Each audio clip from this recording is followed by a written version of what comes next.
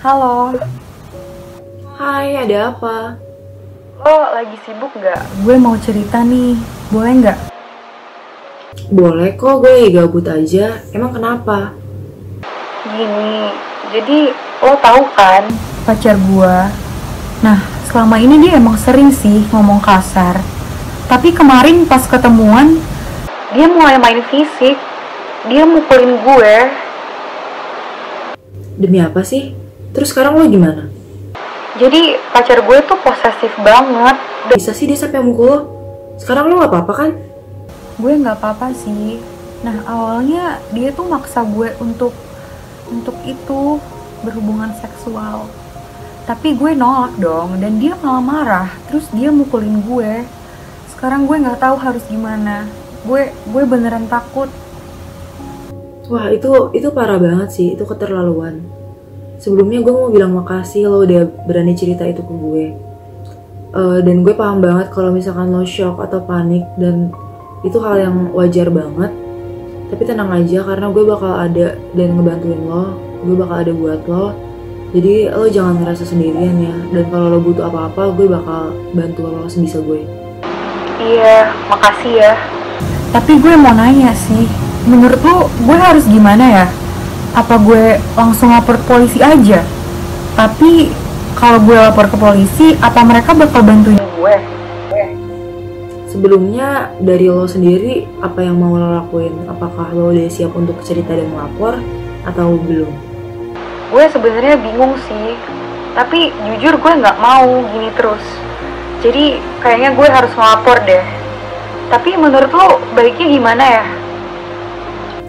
Saran gue lebih baik lo ngelapor ke Komnas Perempuan dulu. Nanti dari mereka bakal dihubungin ke lembaga pelayanan masyarakat yang udah jadi mitra mereka. Dan setahu gue mereka juga ada layanan medis, layanan hukum, dan layanan psikososial. Jadi mereka bakal ngasih tahu apa yang lo bisa lakuin dan ngedampingin lo selama proses pengaduan. Jadi lo bisa tenang aja.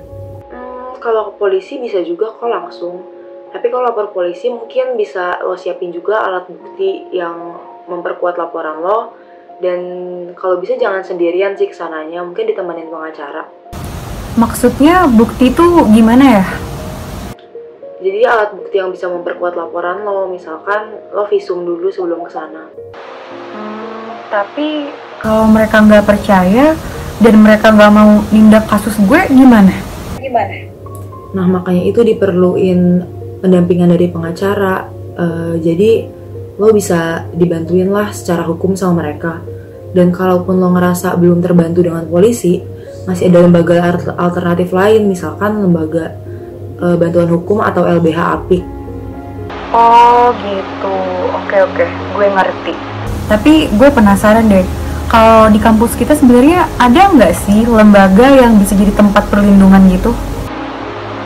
Kalau di UI tuh ada, namanya Hophelps UI, dan dia juga ada di beberapa universitas lain. Dia tuh ada 3 pendampingan. Yang pertama pendampingan hukum, pendampingan psikologis, dan pendampingan lain-lain. Pendampingan hukum itu dia bisa ngasih analisis dan saran-saran secara hukum yang bisa lo ambil, dan dia bisa nge-refer ke LBH Apik.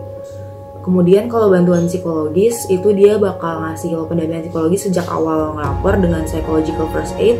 Dan kalau lo butuh bantuan medis, maka dia akan menghubungi dengan pihak profesional, yaitu yayasan pulih. Dan kalau pendampingan lain-lain itu bakal ada penyelesaian mekanisme melalui mekanisme internal kampus atau lembaga-lembaga terkait. Jadi dia bisa ngebantu lo dengan bentuk 3 pendampingan itu selain kalau misalkan lo mau lapor ke polisi atau semacamnya.